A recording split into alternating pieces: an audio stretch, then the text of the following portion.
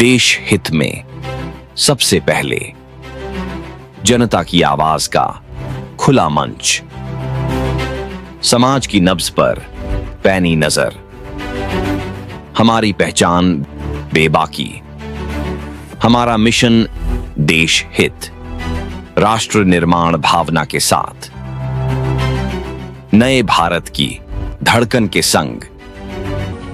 Hindutva TV, धर्मो रक्षति रक्षिता।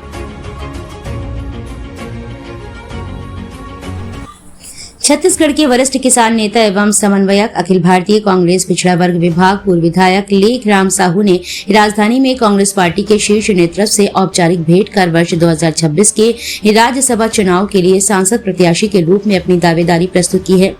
ये दावेदारी केवल व्यक्तिगत आकांक्षा नहीं बल्कि संगठनात्मक निरंतरता, सामाजिक प्रतिनिधित्व और राजनीतिक न्याय के प्रश्न से जुड़ी मानी जा रही है।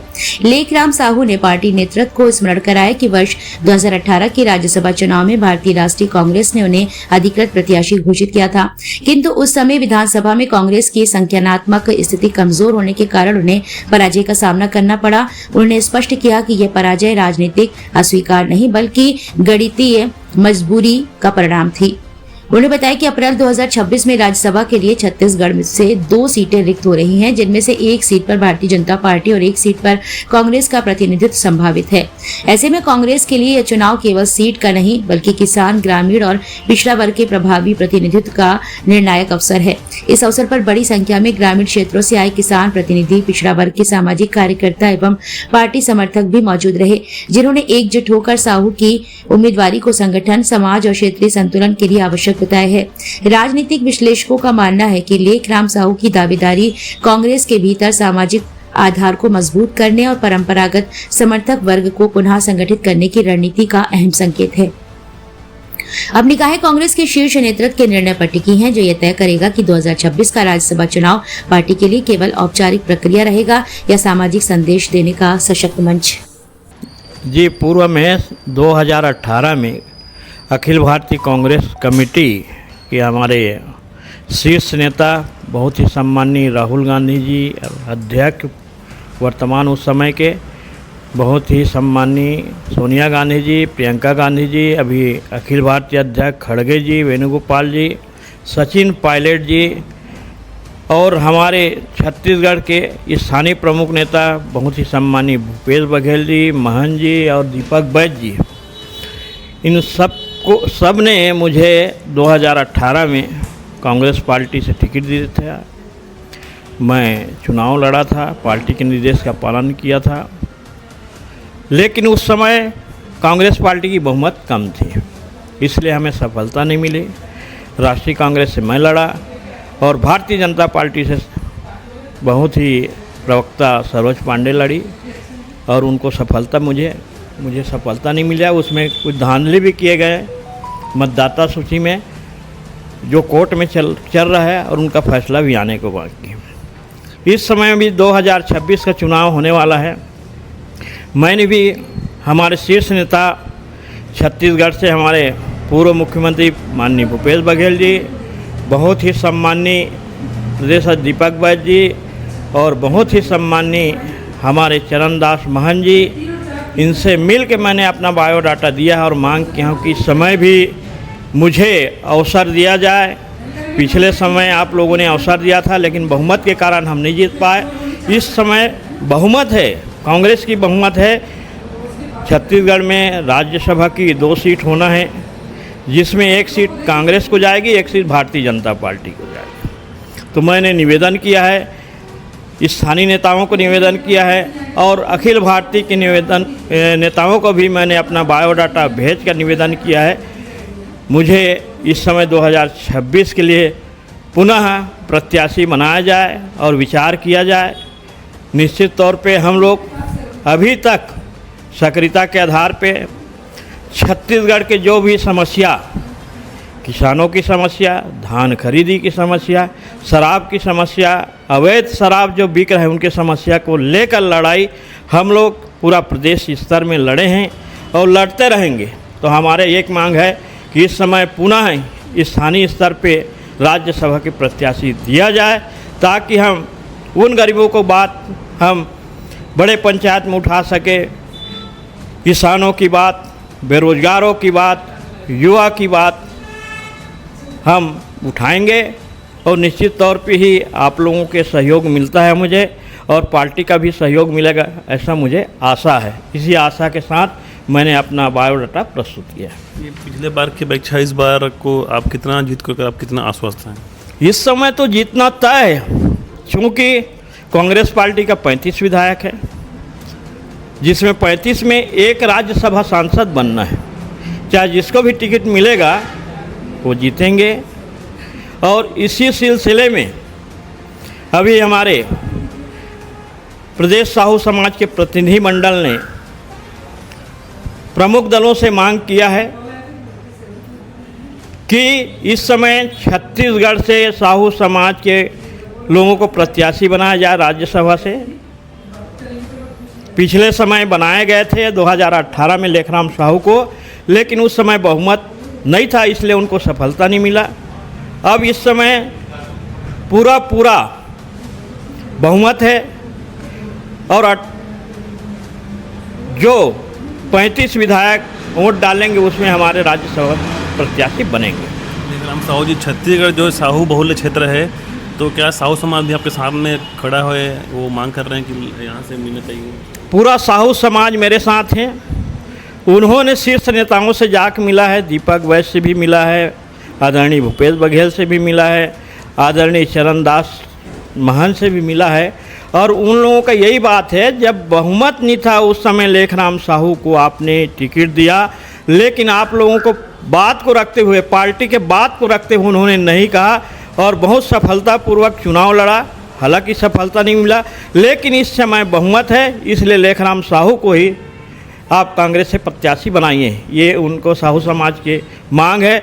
मैं आपके माध्यम से साहू समाज के प्रमुख पदाधिकारी भाइयों को धन्यवाद देना चाहता हूं, जो कि मुझे और मेरे लिए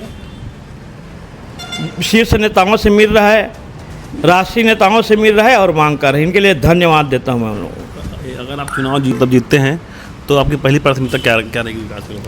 हमारी पहली प्राथमिकता कृषि है, क्योंकि हम किसान परिवार से आए हैं। आप सबको मालूम है कि पिछले समय अभी संबलपुर में सरकार धान नहीं खरीद रहा था, तो हम लोगों ने मैदान में उतरे थे और ट्रैक्टर लेके हम उतरे थे।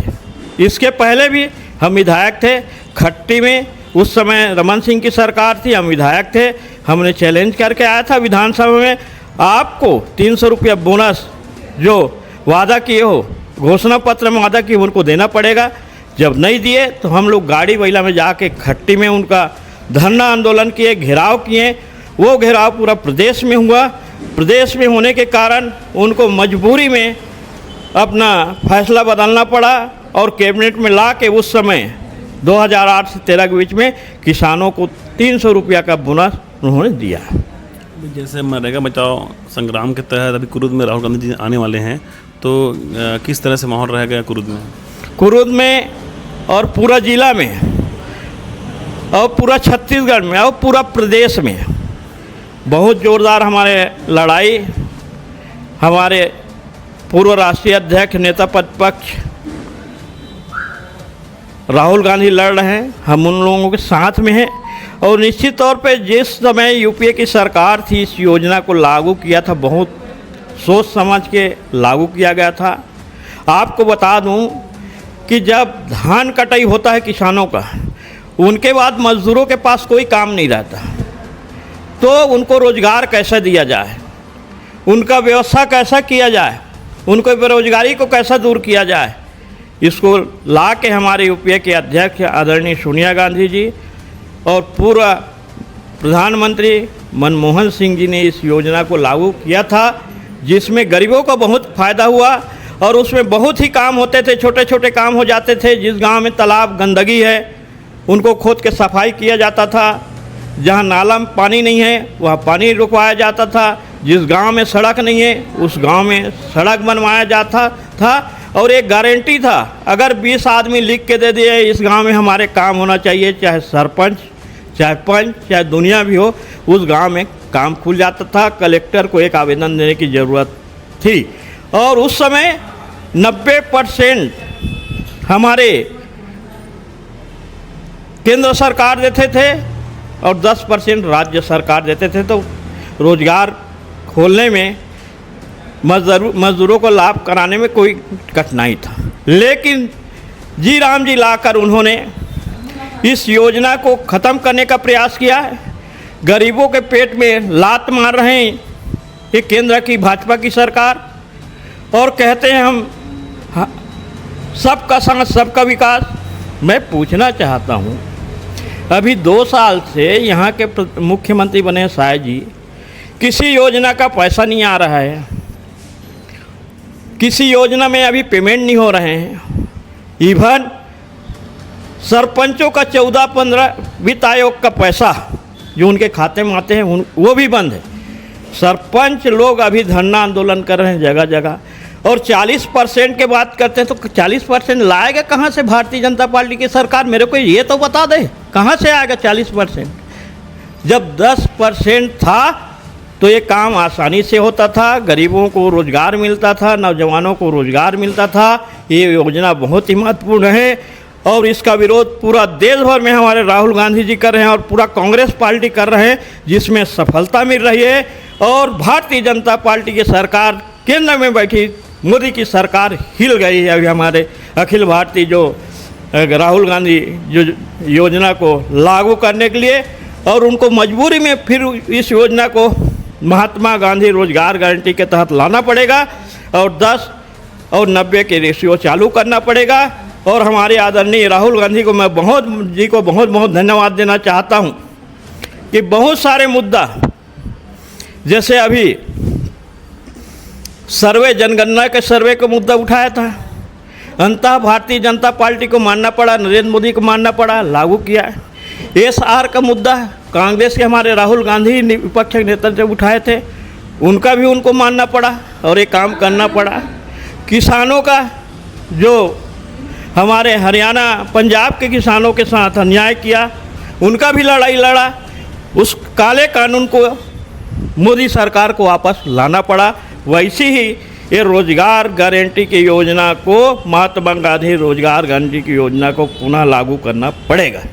ये कुरुद में राष्ट्रीय स्तर का जो प्रोग्राम हो रहा है, अभी आंदोलन होने वाला है, आने वाले चुनाव में इसका कितना प्रभाव पड़ेगा कुरुद में? बहुत अच्छा प्रभाव पड़ेगा और आने वाला समय तो धमतरी जिला में हमारे 3 सीट जीत के आएंगे और पूरा प्रदेश में जीतेंगे। और आने वाला समय कांग्रेस का अच्छा दिन है और सरकार कांग्रेस की आएगी और आम जनता को सुख सुविधा होगी। अभी भी हमारे पूर्व मुख्यमंत्री को गांव में याद करते हैं, शहर में याद करते हैं, किसान याद करते हैं कि उसके समय में पैसा आसानी से मिल जाता था, धान खरीदी आसानी से होता था, किसी भी मिलरों को कोई दिक्कत नहीं था, चावल आसानी से जमा हो जाते थे। लेकिन आज मिलरों की स्थिति बहुत दुर्गति है। एफसीआई चावल जमा नहीं कर रही है। 1 साल पहले के धान उठा हुआ है, कर्ज में डूबे हुए हैं राइस मिल वाले, कर्ज से पैसा लेके वो धान उठाए हैं, उनका भरपाई नहीं हो रहा है। कई किसान आत्महत्या कर रहे हैं, कई राइस मिल, कई व्यवसाय वाले आत्महत्या कर रहे हैं और देश में बिजनेस की स्थिति बहुत ही बुरी है। भाई वर्तमान में आंगनबाड़ी सहायिका फिर से हड़ताल में है।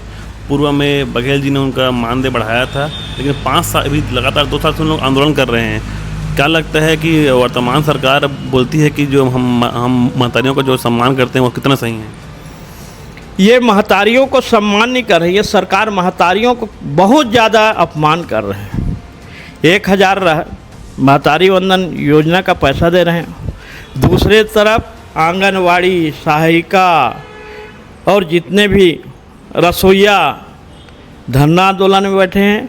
मैं भूपेश बघेल जी को, पूर्व मुख्यमंत्री, धन्यवाद देता हूं कि उनके कार्यकाल में सहायिका आंगनबाड़ी जो भी है बहुत अच्छा वृद्धि किया था।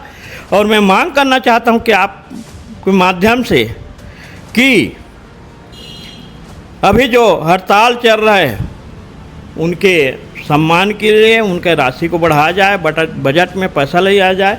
अभी बजट का सत्र चल रहा है और महंगाई बढ़ा हुआ है, उनको भी परिवार चलाना है। मैं उस हमारे दीदी बहनों के साथ हूँ कि जिन्होंने इस आंदोलन में लड़ाई लड़ रहा है और कांग्रेस पार्टी भी साथ में उनके आंदोलन में हम भाग लेंगे।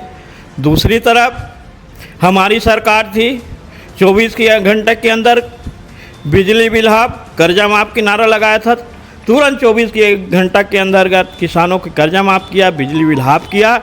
और इस सरकार ने बिजली बिल हाफ को भी कम कर दिए, ख़त्म कर दिए और बिजली का बिल बढ़ा दिए। तो आज किसान, आम जनता त्रस्त है।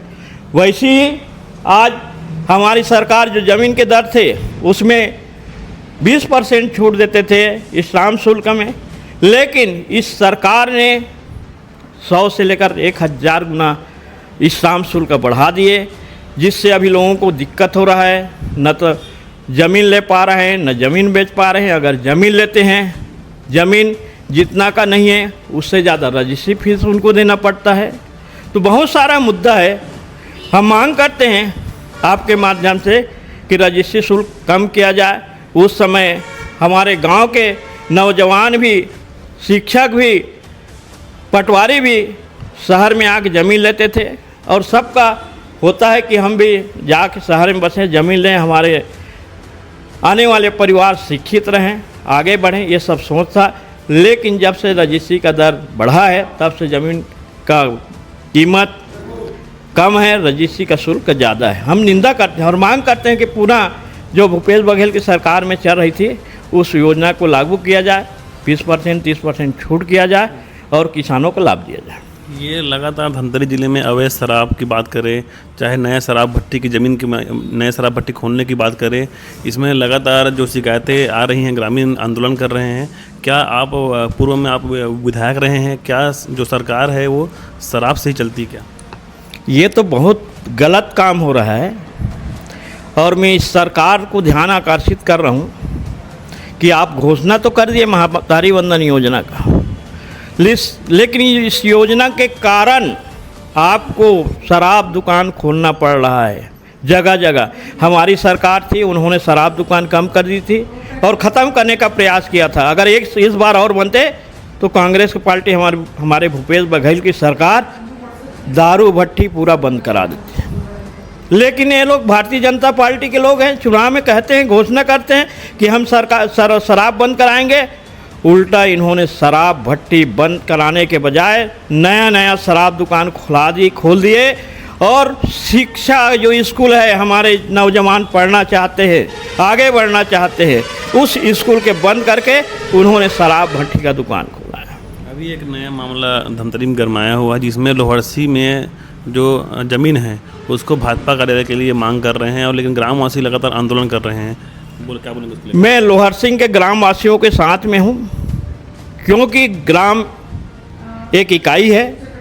महात्मा गांधी ने कहा है कि गांव में जो रहने वाला व्यक्ति, गरीब व्यक्ति, गांव के बारे में सोचते हैं, गांव के विकास के बारे में सोचते हैं, आने वाले पीढ़ी के बारे में सोचते हैं। तो वहाँ के जो जनप्रतिनिधि हैं, जितने भी जनप्रतिनिधि जिन्होंने आंदोलन किया, उनको बहुत बहुत धन्यवाद देना चाहता हूँ। मैं उनके साथ हूँ और इस सरकार को मानना चाहिए, तानाशाही नहीं करना चाहिए कि उस गांव में चराई का ज़मीन चाहिए, शमशान घाट की ज़मीन चाहिए, तालाब के लिए ज़मीन चाहिए, नाला के लिए ज़मीन चाहिए। अगर सब ज़मीन को ये सरकार अपनी भाजपा कार्यालय बना लेगी तो गांव के लोग कहाँ जाएंगे? अरे बनाना है तो आपके पास पैसा है, कहीं भी खरीद लो, प्राइवेट ज़मीन खरीद के बना लो। इतना बड़े देश में जयपुर महल बनाए हैं तो यहाँ भी बन सकता है। और वो छोटे से गांव में जहाँ ज़मीन नहीं है और कुछ ज़मीन बचा है, उनको आप हड़पने का प्रयास करें और निंदनीय है। सर, आखिरी सवाल है, जो बजट आया है कितना सही कितना गलत मानते हैं आम जनताओं के लिए? ये बजट खोखली धोखा है, दिखावा है। न तो इसमें किसानों को कोई लाभ मिल रहा है, न तो हमारे महतारियों को कोई लाभ मिल रहा है इस बजट में दिखता है, न तो युवाओं को कोई बजट में लाभ मिल रहा है। खोखली धोखा है। और एक पुड़िया है जिन्होंने चुनाव के पहले कहा था हम सबके साथ सबका विकास, मोदी की गारंटी। साएं हमारे पूर्व मुख्यमंत्री भूपेश बघेल जी के जो योजना थे 36 योजना, जिसको कांग्रेस सरकार ने प्राथमिकता से लाभ दिया था, उसमें हमारे नौजवान थे, युवा थे, सरपंच थे, सब जवानों को फ़ायदा हुआ था, किसानों को फ़ायदा हुआ था, हमारे महतारी को फ़ायदा हुआ था। और लोग विकसित हुए थे। 5 साल में विकास किए थे। बहुत गांव का विकास हुआ, हर व्यवसाय का विकास हुआ, मोटरसाइकिल का विकास हुआ और अन्य ट्रैक्टर जो गांव में किसान लोग खरीद के रखे कि ये भूपेश बघेल सरकार की देन है। मैं धन्यवाद देना चाहता हूं। और किसानों के प्रति इसको समर्पित है, वो भूपेश बघेल सरकार समर्पित है, जिन्होंने आज 31 रुपया धान का दिलाया। उसका परिणाम है कि आज किसान विकसित हुए हैं, आगे बढ़े हैं, उनके परिवार आगे बढ़े हैं, नौजवान आगे बढ़े हैं। लेकिन उसके विपरीत भारतीय जनता पार्टी की सरकार जब से साए आए हैं तब से कटौती कर दिए हैं। और यही मोदी की गारंटी आने वाले समय में इनको ले जाएगी और डुबो देगी और आने वाले समय में हमारी कांग्रेस की सरकार पुनः आएगी। हिंदुत्व टीवी धर्मो रक्षति रक्षिता।